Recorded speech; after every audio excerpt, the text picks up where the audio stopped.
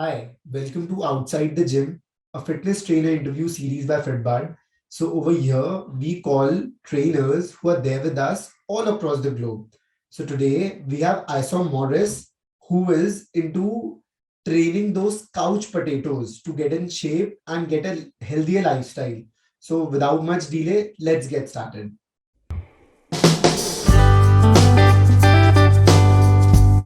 So, Isom, welcome to Outside the Gym, a fitness trainer interview series by Fitbud.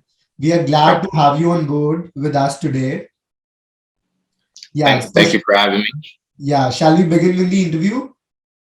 Yes, Great, yes, let's do it. great. So, Isom, first question to you. How did you get your fitness journey started? Like, what was your first step towards walking on this particular path? Okay, so it was actually a little interesting. I was at the University of West Florida. I was majoring in exercise science. Majoring in business administration, minor in exercise science. Um, I was playing college sports, football, track as well. And actually, I actually wanted to be a plastic surgeon. Okay, Um, wow. so so got to my junior year. Things were going well with sports and everything, but I felt a little empty. I felt I gave sports everything up until this point since I was a child. I wanted to do a little bit something different. I didn't know exactly what that was, but I knew it wasn't sports. So I dropped out my junior year. Dropped out of school. I wasn't down with the residency and all that. That had to come with plastic surgery. So kind of let that dream go away. Um, and as I'm walking down, so I've already dropped out, but we're still in fall semester. A few weeks left before the Christmas break. As I'm walking down to the gym to go exercise, I see a flyer that says, "Get your personal training certification." Um, and the reason why it kind of hit me like that is because I was living with my uncle at the time, and he kept saying, "Hey man, you exercise all day anyway. You might as well be a trainer." I was like, "Nah, man, I play sports. I can't do that right now." Right.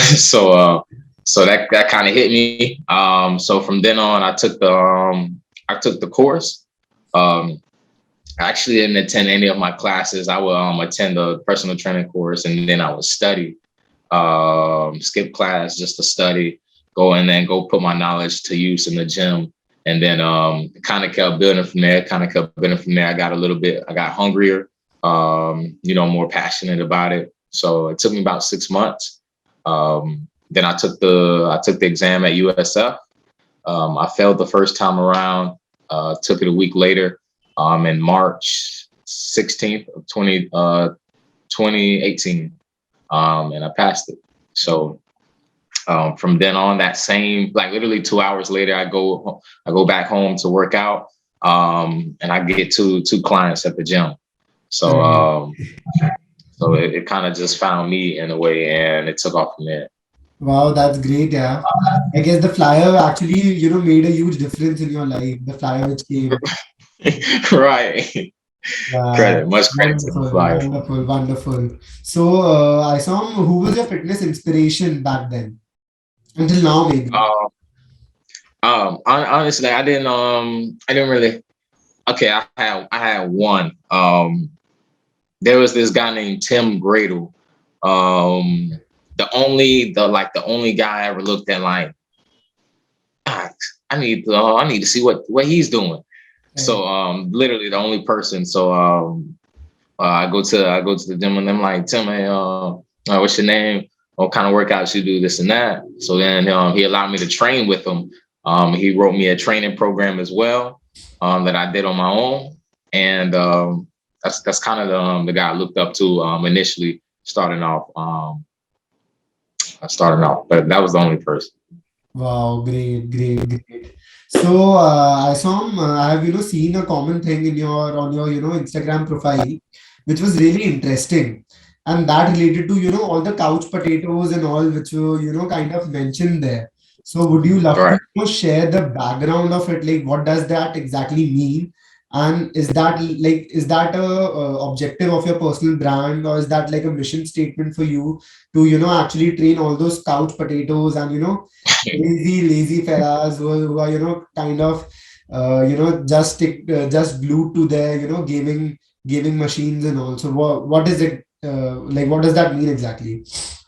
Yeah, so couch potato is pretty much anyone who doesn't do any physical activity outside of their regular day job, which is a lot of individuals. But we used to targeting athletes, people who already exercise and stuff is cool, but couch potatoes really need the help.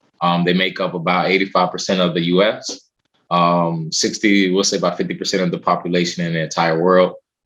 So it's just a huge market as far as couch potatoes, and we actually got some backlash for it. Some people didn't like to be called a couch potato.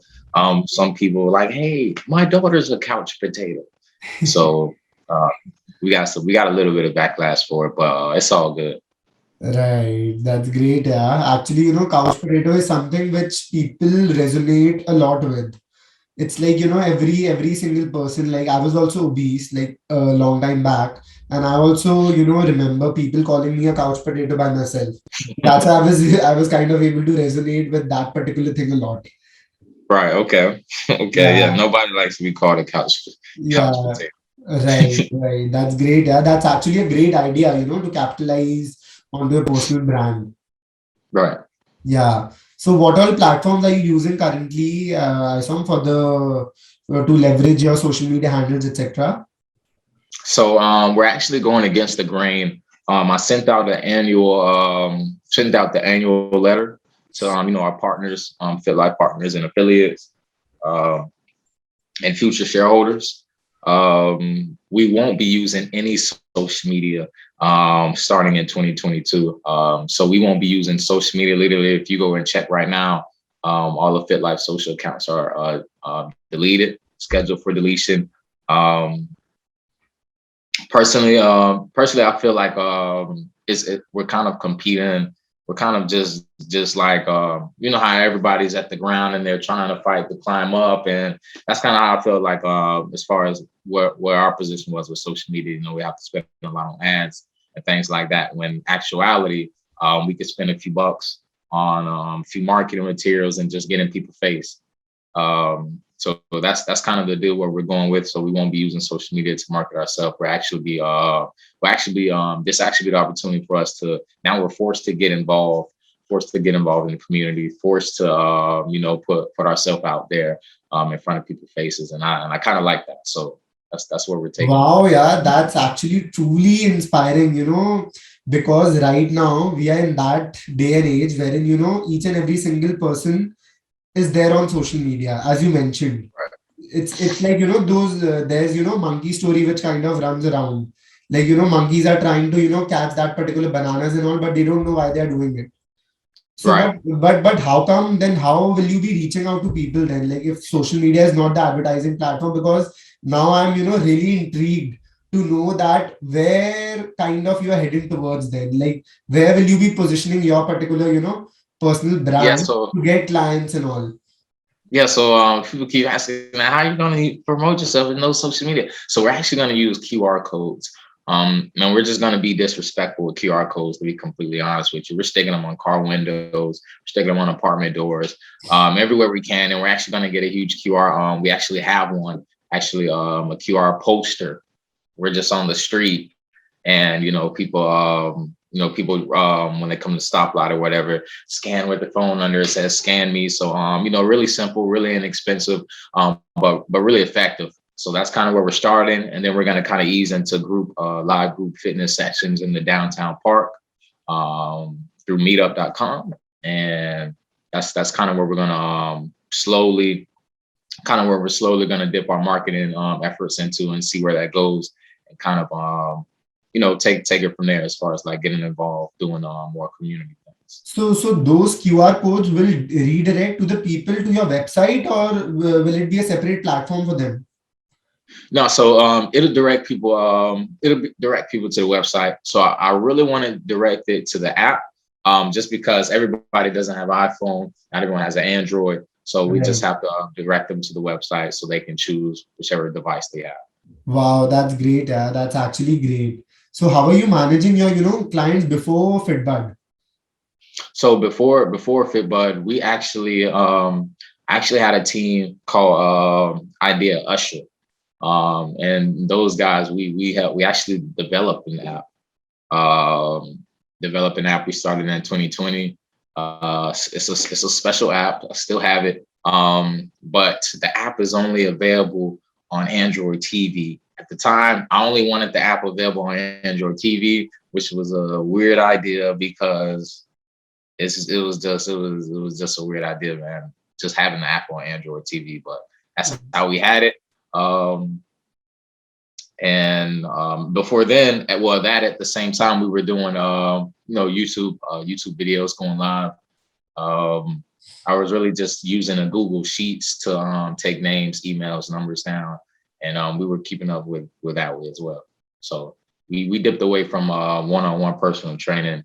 We left it back in 2019. Right, right. How has been your journey with Fitbud till now? So Fitbud is actually pretty simple. Our members like how simple it is.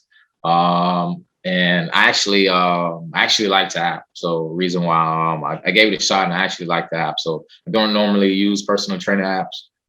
Hence that's why we created our own. But this one is actually pretty simple.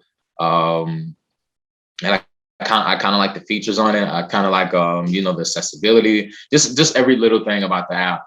And I was just saying if there's a way we can keep this going because it's definitely a nice app. So I thank you guys for that, and looking to blow this thing out of the water.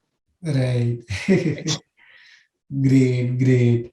Yeah, so like according to you, because you are, also fitness trainer by yourself and you are in talks with other fitness trainers into the industry. So what do you think that, these kind of fitness training apps, do they have, any kind of importance in the market as of now? Like, what do you think are the benefits of using these applications on a larger scale? For example, if I see from 10 years from now, what do you think where is this, kind of industry heading towards? Like, what do you think? So we all if you check the stats statistically, we all know that digital fitness is heading into 60 billion cap by 2027. About 6% of the fitness industry. So that's where we can say where it's headed. But to be completely honest, our biggest thing is even though we had COVID going on, even though digital fitness kind of came out of the hiding spot, people still like that one-on-one. People still like that in-person experience, whether it's personal training, group personal training. So digital fitness is going to hang around. But to be honest, it's up to us. It's up to the individuals that are running the platforms to kind of take it above and beyond to give people that same experience that they can have in person.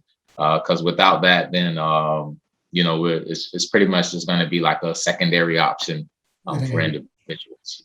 Right, that's actually great, because I'm also a fitness trainer by myself, and I have seen, people seeing that shift like during the pandemic, like, because like before the pandemic, no one knew that, physical training existed. Everyone Right. thought that, we have to, hit the gyms, hit our personal trainers, or maybe, call that instructors at our home for yoga or Pilates or any other exercises for that matter. But during COVID, people actually were able to, kind of adapt themselves to a much, lighter version of, coaching one on one. Yeah. So, final question for today: if you could have a billboard, what would you write on it and why? Like a huge billboard which is there, in front of you, in front of your house, in all the malls and all.